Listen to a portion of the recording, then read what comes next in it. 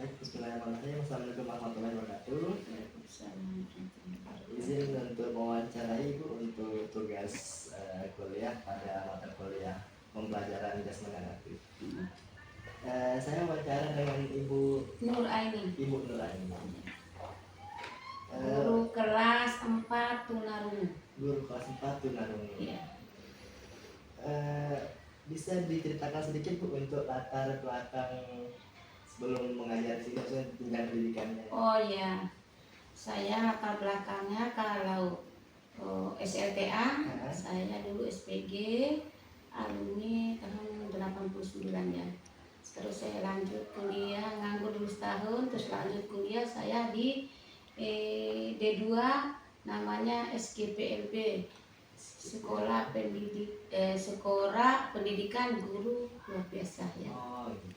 Terus saya ambil D2, terus 2 tahun, terus karena saat itu lama tidak ada formasi permintaannya, 7 tahun kemudian baru ada pembukaan formasi, baru saya ada formasi. Saat itu Lombok Barat sama Mataram masih jadi satu ya. Ada rekrutmen, diminta tenaga, kebetulan sekolah ini sekolah baru, diminta tenaga 10 orang. Nah, alhamdulillah saya satu di antara 10-nya itu di tahun 2000. Oh, berarti dari tahun 2000 Ibu udah ngajar di sini. Berarti udah 25 tahun Ya, jalan ke betul ya. Udah lama banget ya. Iya. Lama banget. Alhamdulillah.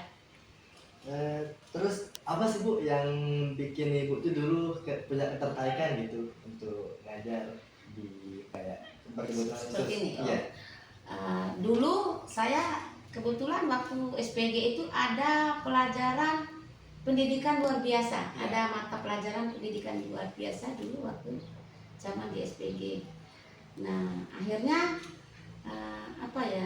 pertama itu karena saya itu kan saat itu pertama kali pembukaan penerimaan mahasiswa PGSD dulu ya. Nah, karena saya tidak lolos di PGSD-nya, akhirnya saya coba di SGPLB-nya gitu.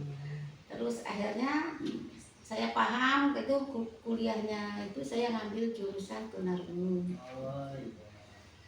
Kemudian yang dosen-dosen pengajarnya itu karena ini spesifiknya tunarungu ya, yang ngajar itu dosen-dosen THT dulu.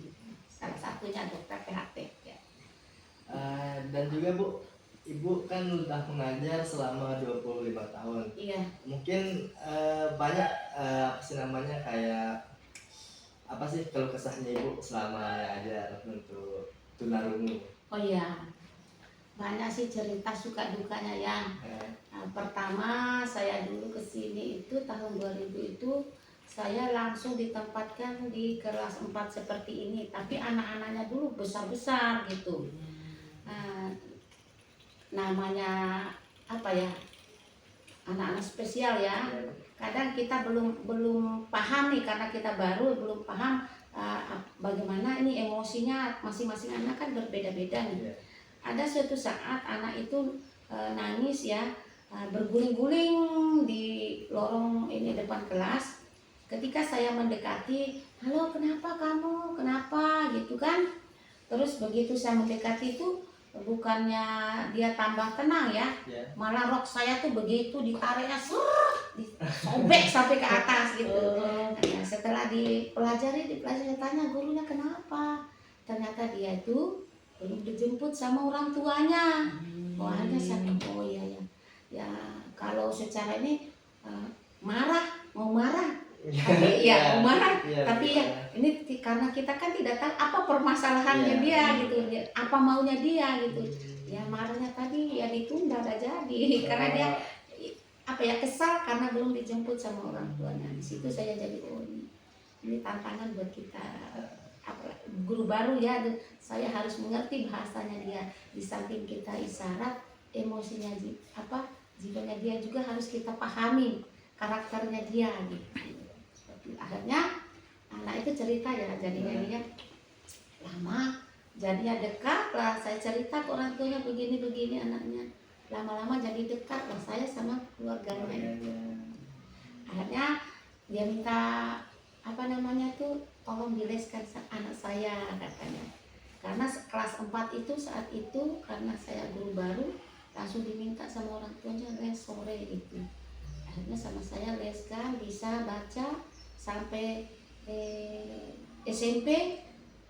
Dia minta apa arahan lagi dari saya, gimana nih Bu, apakah saya tetap di sini anak saya katanya SMA-nya atau bagaimana, ambil kejuruan. Akhirnya karena saya saat itu dapat tugas sering keluar kan, apa namanya itu perbandingan sekolah-sekolah di provinsi lain. Ternyata di Bali itu kan kalau anak-anak SLB di Bali itu tuh ada istilahnya itu magang ya, ambil jurusan perhotelan langsung magang di hotel. Akhirnya saya sarankan kalau bisa jangan SMA-nya di sini, kalau bisa di Bali. Akhirnya diikuti di sekolah lah dia di SLB Jimbaran Bali. Nah sampai dia kerja di hotel seperti yang saya cerita tadi gitu sampai sekarang. Ini salah satu ceritanya. Tapi ada beberapa sih murid alumni saya apa sekolah sini yang ikut saran saya, alhamdulillah sukses jadi pegawai hotel semua di Bali. Kalau yang lainnya kuliah. Oh iya. Jadi kayak dia itu kan cuma ngambil dasar-dasarnya di sini berarti Bu ya. Ya artinya kita mendidik dasarnya mulai dari pemahaman abjad, isyarat, pemahaman kata, kalimat, sampai ya sama seperti akademik pada sekolah umum gitu. Cuma di sini kan menggunakan metode-metode khusus ya. Gitu. Bahkan ada yang sudah jadi guru kembali alumni saya itu, alumni murid kami di sini jadi guru di SLB 1 Mataram 1 itu alumni dari sini. Ada yang sudah kerja di kantoran juga. Karena saya sudah 25 tahun. Iya. sudah ada cucunya malah. 25 tahun. Ya, gitu. Ceritanya. Mungkin itu aja sih Bu untuk sekedar sebagai pengetahuan kami. Iya. Dan apa namanya sebagai mahasiswa, siapa tahu beberapa dari kami kan nanti juga mungkin ingin terjun ke kayak apa mengajar di sekolah SLB. Iya. Jadi kami juga jadinya apa namanya tidak terheran-heran gitu saat turun. Jadi kami sudah mengetahui bagaimana kondisi di lapangan. Ketika ketemu kayak semacam tadi tidak perlu takut. Cuma kita perlu pendekatan, harus memahami bagaimana. Oh ini ciri khasnya dia, ini harus begini pola tingkah laku, jadi kita sudah paham. Tidak harus lari ketakutan. Iya benar. Tadi juga awal-awalnya teman-teman juga agak takut di awal-awal di sini kayak takut di apa namanya kayak diusilin gitu ya. Gitu dah. Yang penting kita sudah tahu pola tingkah lakunya mereka. Mungkin terima kasih banyak Bu atas waktunya dan perhatiannya. Kami juga mohon maaf kalau ada kesalahan atau apa dalam kata atau perbuatan.